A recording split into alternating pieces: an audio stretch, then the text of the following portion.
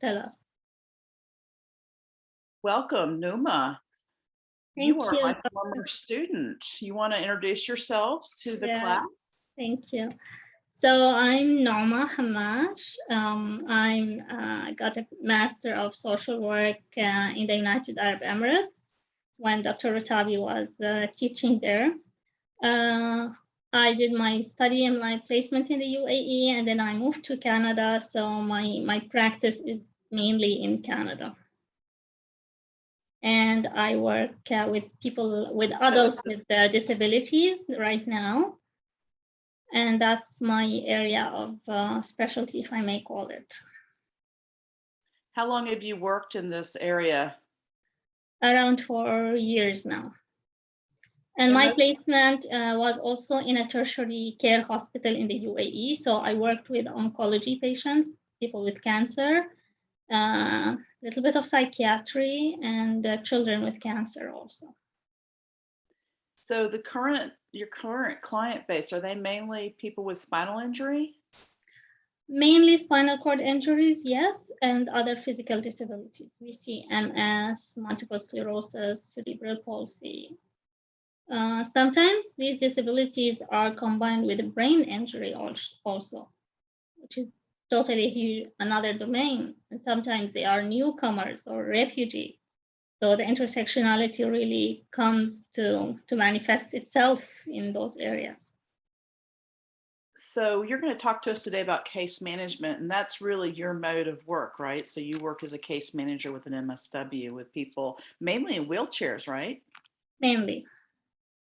Okay. Well, I look forward to hearing what you have to tell us about case management. Okay, so let's go. So let's start with defining what is a chronic disease or what is disability. So I got the definitions from the CDC, which is Centers for Disease Control and Prevention. So a chronic disease is a condition that lasts more than 1 year or more, requires ongoing medical attention, or limit activities of daily living, or both. So it's something that really lasts for a year or more. Including pain, by the way. Pain is considered, if it lasts that long, it's considered as a chronic disability sometimes. Now, disability is any condition of the body or mind, which is really a kind of impairment that makes it more difficult for the person with the condition to do certain activities. So like, for example, taking care of themselves, bathing, doing their grocery cooking, whatever. And it also affects the interaction with the world around them, like participation in the community, schooling, working, all of these aspects of life are usually affected. So what is the impact? Like, before we talk about case management, we need to understand the population we're working on. So if someone has a chronic disease or disability, what is the impact on the person and the family? So there's a lot of familial and marital relationship things or issues that can arise from having a chronic disease or disability. For example, and by the way, let me go a little bit backwards. Diabetes is a chronic condition. Kidney diseases are chronic conditions. Hypertension are chronic conditions. So we don't have always to think about like major disabilities or things that are like visible or so, okay? So, and some disabilities, by the way, can be invisible. So you cannot see a person on a wheelchair having a cane or something. So don't assume, like I had one lady once who said, like, whenever I ask people to give me a seat on the bus, they don't see why would they give me, but I have a brain injury and I can't keep my balance. And it happened several times that she would fall in the bus. And only then people would believe that she has some sort of disability.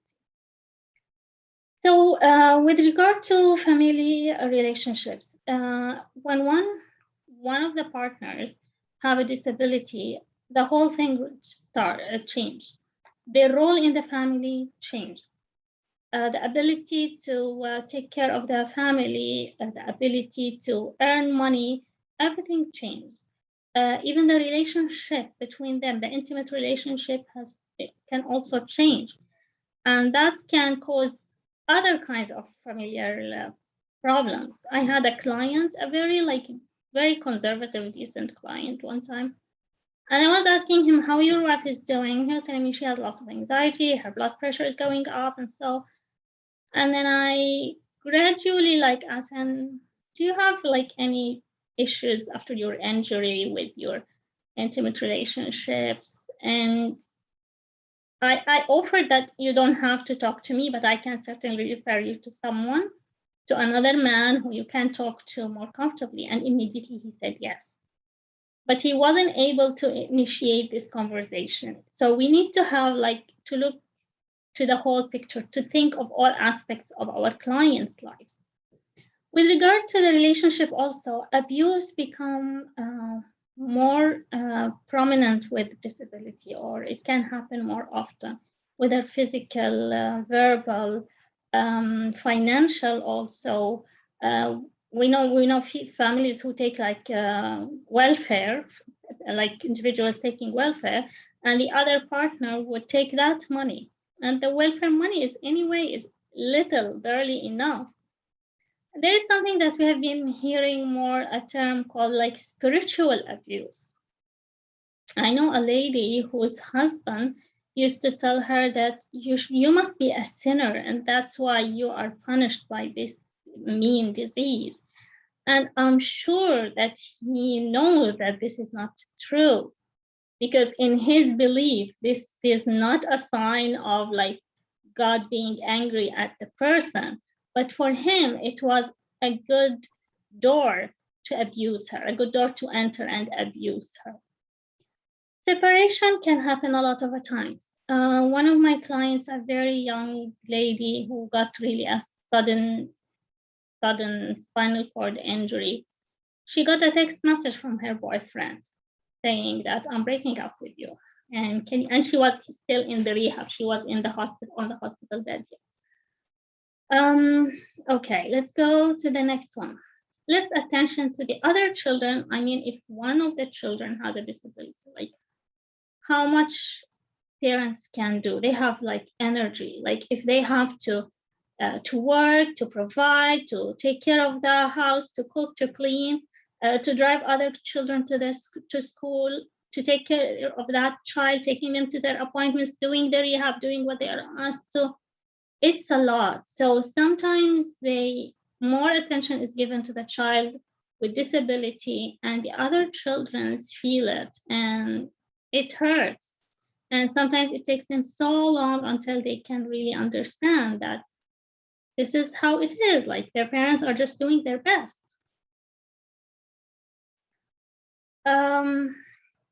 Inability to have family activities. If someone in a wheelchair, for example, you can't go on hiking together. It might be very difficult.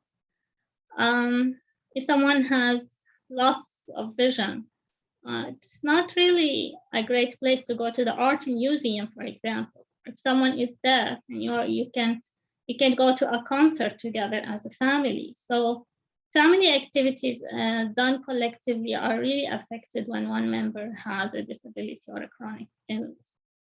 Even with chronic pain, by the way, sometimes you want to travel just to another city, province, and someone who cannot sit in the car that long because they have a back pain or some kind of pain. Fatigue and nervousness is something that is always seen because there is a lot of physical energy invested in taking care of the child or the adult who is having this condition. Or even if you are not taking care directly, not taking care of them directly, you might have to take some of the roles that they used to do. For example, the man used to drive the kids to the school, to the activities, and now he's on a wheelchair. He can't drive for a while. So even if the wife is not taking care of him, she's doing what he used to have. So that's extra burden, extra fatigue, and nervousness will certainly come after that. Now, guilt, blame, low self-esteem. We find this with parents who pass some bad gene to their kids. Like they didn't mean it, but it's like unreasonable guilt, but they just feel it, and they know that it's not reasonable, but they just feel it. I had a client who fell down on the snow, and I've been working with her for 3 years now. She still blames herself that she didn't put the proper boots. And in the beginning, she used to blame her husband because he didn't buy a car at that time and she had to take the public transport. And I tried to tell her, like, even if he dropped you off with the car, from the car to the door of the building, you can also slip and fall. But these feelings are not realistic, but they are there. Decisions about pregnancy, if the parents have a child with disability, if it is genetic or something, it will certainly make them think twice or 3, 4, 10 times before they have another pregnancy. Fear of future. What will happen if I'm not here? Like right now, I have a senior client and his wife, and she's worried, like, what if she's not there? Because she's his main caregiver. And what's next? Who can take care of him the same way I do? Who can be with him 24 hours as I do? Like that, the assistant comes and go for a few hours a day only. With regard to family dynamics and family relationships, we should also be aware of the effect of the disability on the other family members. Like sometimes all the attention is given to the client or to the patient, but nothing given to the partner or to the family, to the father, mother, siblings. But they are also struggling and they are in a lot of pain and they need some attention. I remember a husband, when I stopped one time and I told him, please, let's talk about you a little bit. Then I saw the tears falling and it's okay. Just take care of her now. His wife was a client. So it is hard. And there is that aspect of relationship versus caregiving. We don't want family to be main caregivers, at least, because this will change the nature of the relationship. This will make someone feel in need to the other.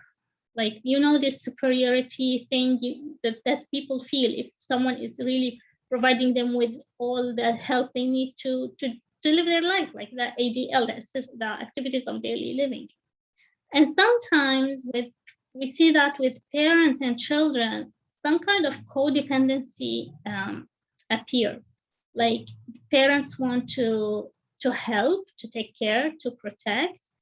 Children would like to have some kind of independence, but then the family or the parents would feel that, oh, the children are pushing me away of their life now. They don't want me anymore. And then the children have to surrender and accept some of that dependency, not to hurt their parents. It becomes very, very problematic sometimes and emotionally exhausting. Caregiving, also be aware, like cultures are different. Like we live in Canada, you live in the States. Culture, we have many cultures. In some cultures, it's mainly the family's role. Like even the client doesn't feel comfortable having a stranger assistant coming to help them. So we try to work with them to make them feel that, no, you need to be independent because your family may not be with you the whole time. They can travel, they can get married, they can pass. Like this is how life it is. So the other effects other than the family life, the economic status, equipment are super expensive. Sometimes government funding does not cover the whole thing. Rehab, sometimes people go like, I attended a spinal cord injury conference, which was Canadian American.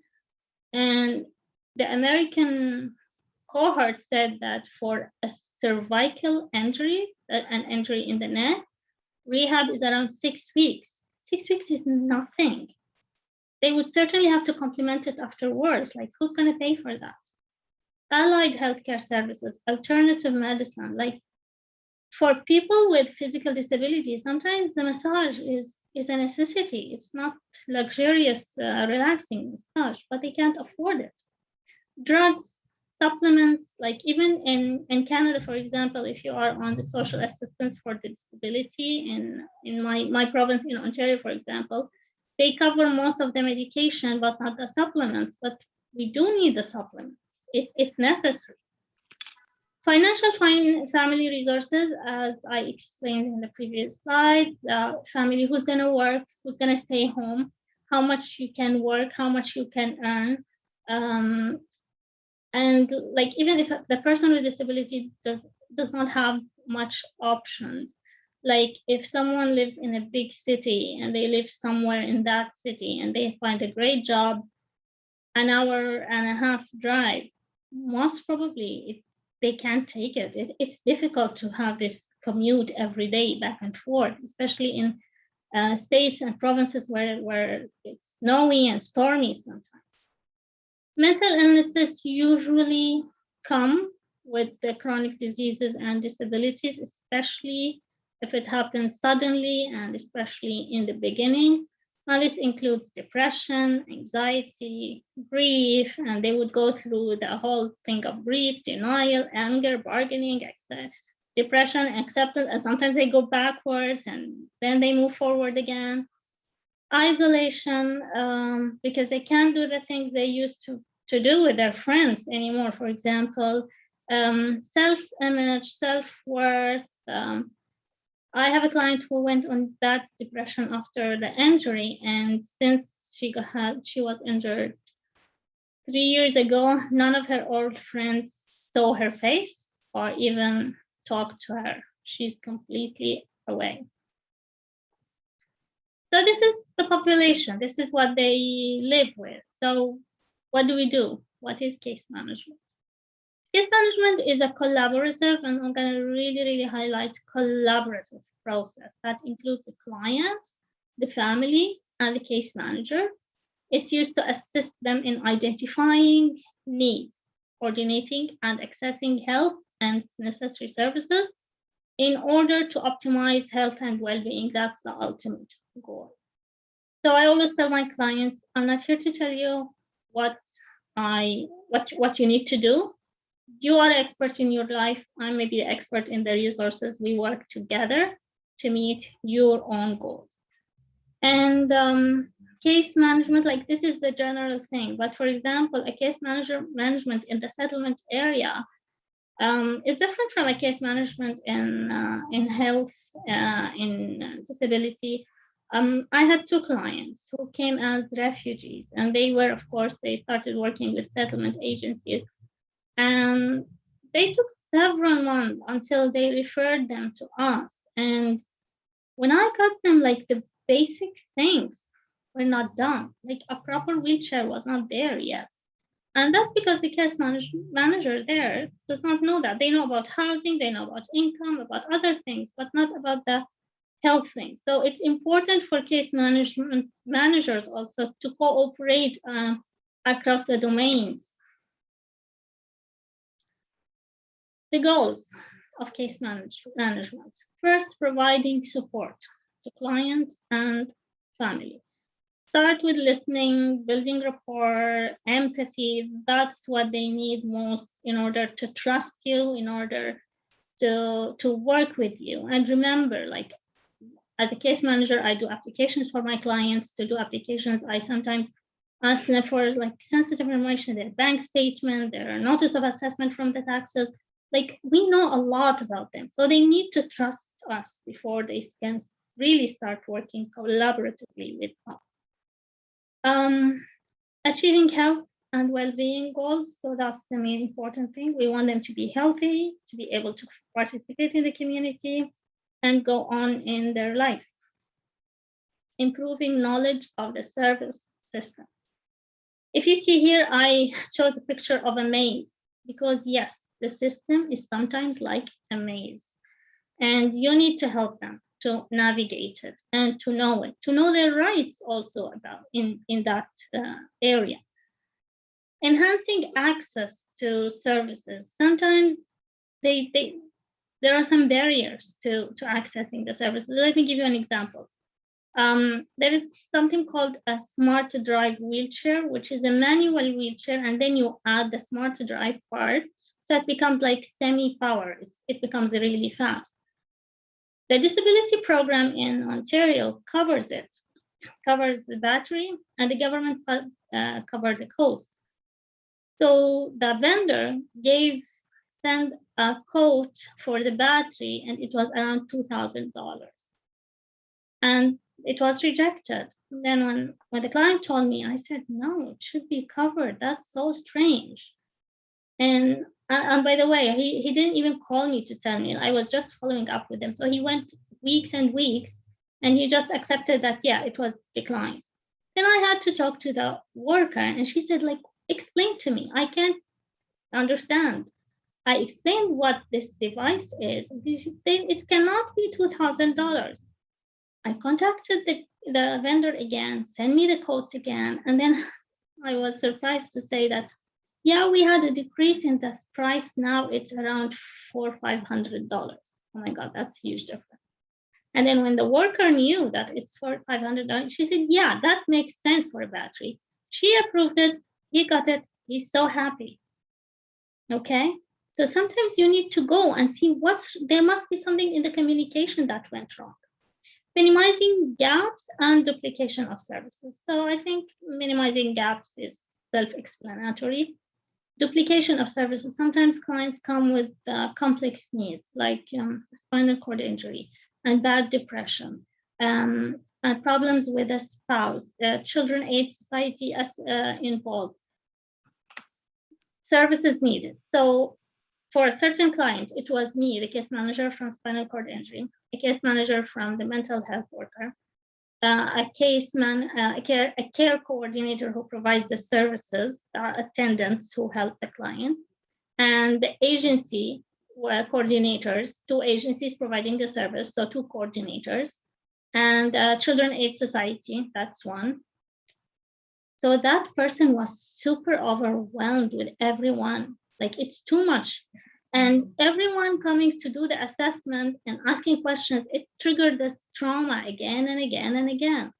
So we sat together and we decided to minimize those interactions. Maybe we can interact in the background with the client's consent, but in terms of meeting the clients, we need to minimize that to less people. Okay, you are a case manager now. What is your role? What are you going to do? Let me start with the advocate, because this is a huge thing that we do. We advocate for our clients, like this client with a smart drive. I had to advocate for them. Sometimes we have to speak for them. Remember that when people have like a physical condition, it drains them. They need a lot of care, and their daily activities take longer. So if the person go to the bathroom to pee in 2 minutes, a person with a spinal cord injury would need 10 minutes because they need to use a catheter, they need to wash their hands, and then to sanitize it, and then to catheter and damp it, and then wash their hands again. And it's time to pull their pants up and to pull their pants down. So everything takes longer. So advocating for them is sometimes so necessary. They are drained, they are tired, and they don't understand the whole system. Leader. For example, in family meetings before discharge, where we have the whole team in the rehab hospital, the doctors, the occupational therapists, physiotherapists, social workers, community support worker, everyone, and the family. Usually the social worker is the one who leads it and arranges it, because she's in the social worker's hand, like she knows all the bits and pieces and she coordinates them. Educator. We educate clients about their rights. We educate them about the system and how it works. And in my case, I had sometimes to educate them about their health. So those refugees that came, for example, they never knew that, okay, with spinal cord injury, if some of you don't know, People a lot of the time lose the ability to control their bladder and their bowels. So, but there is a system, like in here they teach them, like every 4 hours you put a catheter, you empty your bladder, you take certain medications at certain times, you do this to empty your bowel on the toilet or on the commode. But people who came from other countries, they never had this education. So they just keep a diaper and that's what they use. That's bad. That's more infection, that is skin problems, and the feeling of the person, the dignity. They didn't know that there is a system where they can get rid of those diapers, for example. So I educated them about health, and then I referred them. I asked their family doctor to refer them to certain services because I know that these certain spinal cord services are available, and I asked them, please do this and that. Like sometimes I even guide the family doctors, but you have to be very careful with your language because doctors always don't like to be told what to do. And this will take us to the communicator part, but later on. Facilitator, a lot of the time you have to facilitate meetings. Sometimes, for example, I have a client with developmental issues and physical disabilities. He needed to do some legal documents. So I facilitated the meeting between the client and the lawyer. I know the lawyer wanted to hear from the client, but the client needs to be supported. Or sometimes my working with clients, I know how he understands things. So sometimes I just paraphrase what the lawyer was saying so that the client gets it. Okay, so this is the role of a facilitator. Navigator, self-explanatory, I think. You navigate the system, you find the resources, you know how to apply them. Sometimes you know the tips and tricks on how to make an application work. And then communicator, you really need to have good communication skills because you want allies. Okay, you don't want to be in opposition with the doctor or with the other case manager from another agency or something. So you need to have them as allies. I always like an acronym called Dear Man, like D. Describe this is the issue of my client. E, express the effect of it, and never say you did this to my client. Explain the effect of the problem. Assert what your client really needs, and reinforce when you notice any good gesture or any good response, and be mindful of the goals. That is the M, dear man. Be mindful of the goals, don't be sidetracked. The A of the man, appear confident. So always do your homework before doing your phone calls, okay? And then finally, the N of the dear man is negotiate. Know what you can accept and what you can compromise, and be realistic. Like there is that much of resources to serve that many people. So be realistic, but know what you can compromise and what you can accept for your client. So now you have a case, you know what your role is. How do you start? First of all, assessment. Always remember, human beings are biopsychosocial spiritual beings. We need to take all of those aspects into consideration. So assess the client's strengths, the client's needs, the client's circumstances, the family, the social support system. Like we that's one of your favorite theories, I think, Dr. Tabi, the social and informal support. There is emotional support, like someone that the client can vent to. Informational support, someone who can provide them with information they need. Instrumental support. Is there someone to give the client a ride to their regular appointments, for example? Appraisal. Let them talk to peers. So you are not alone in this. You can do better in certain things. Other people can do better. It's okay. You need to know that you are not alone in this. Always also look at the family dynamics because that's huge. Like we always notice that clients with good family support recover much, much faster. Goal expectations. Set what does your client want? Look at that. See how realistic it is. And always look for the balance between hope and being realistic. A lot of the clients would ask me, like, do you think I can ever walk again? So I don't want to be like, honestly, I don't want to be like some of the doctors. Now that's it, because I saw so many people who exceeded the expectation.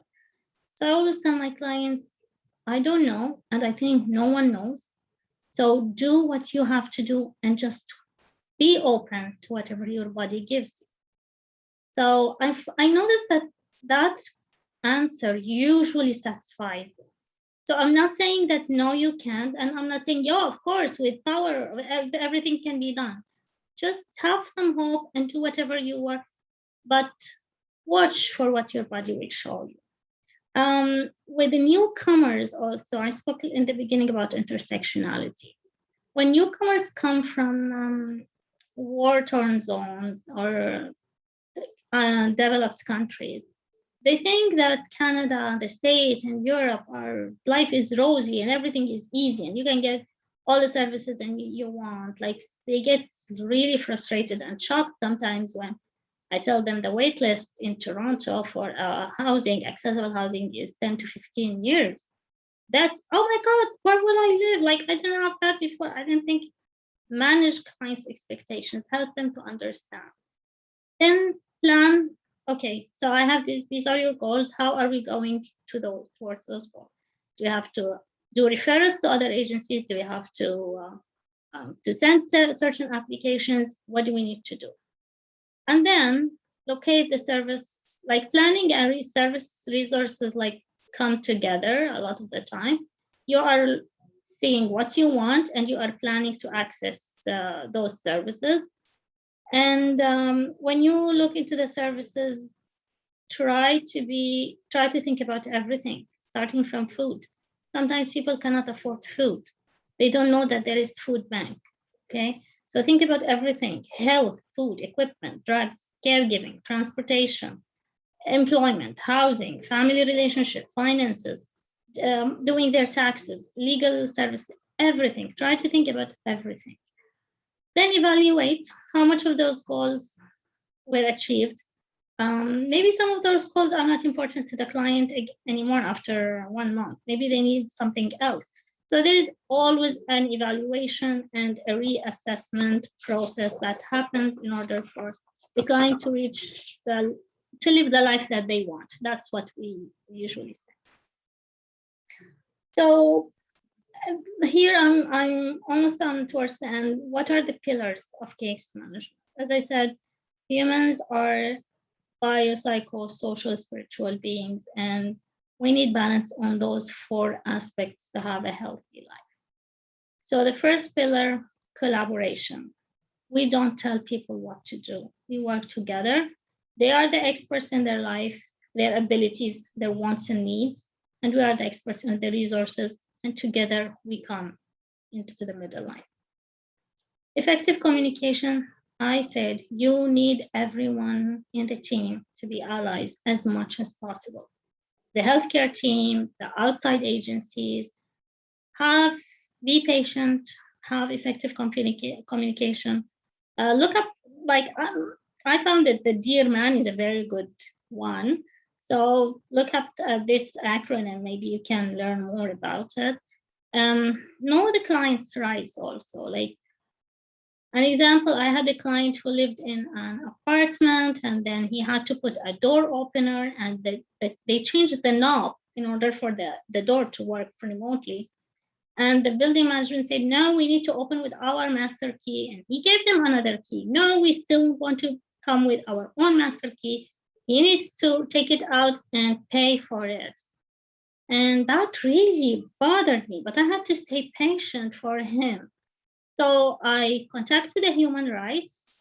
They directed me to the client's right. They gave me which article in which law. I quoted that. I sent it in an email, and I assumed that they didn't know. We don't assume that people are bad. Try first to assume that they don't know. And when I explained to them, they said, okay, we didn't know about this mandate. Thank you. And problem was solved.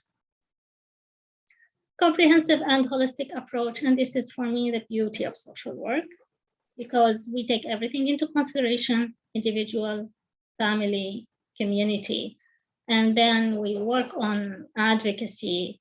We try to change things. One of my colleagues, like she worked with communication companies until she got very reduced price for people with disabilities and people on social assistance with one of the biggest companies in Canada. So yeah, hundreds or thousands of people in the province are using that service because one case manager put the effort.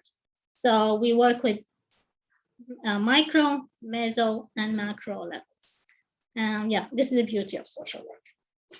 So thank you. And this is case management. I love it. I enjoy every bit of it. At times it can be very hard, very emotional.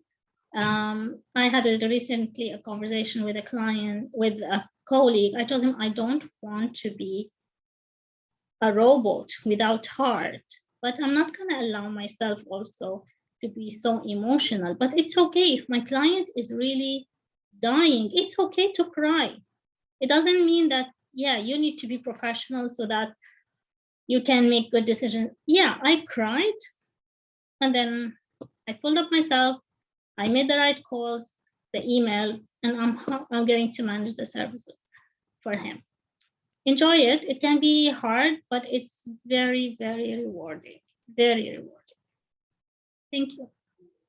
Thank you. I'm so impressed by what you've put together. You really did pull together the whole picture. And I think that that's important. I appreciate your connection around holism, the complete picture for people, the bio, psycho, social, spiritual. These are all important elements to human well-being. It's been a pleasure. Thank you for giving me this opportunity, Dr. Karen. Okay, of course. Thanks for everything you taught me. Indeed. It's a pleasure to see you doing so well. Thank you.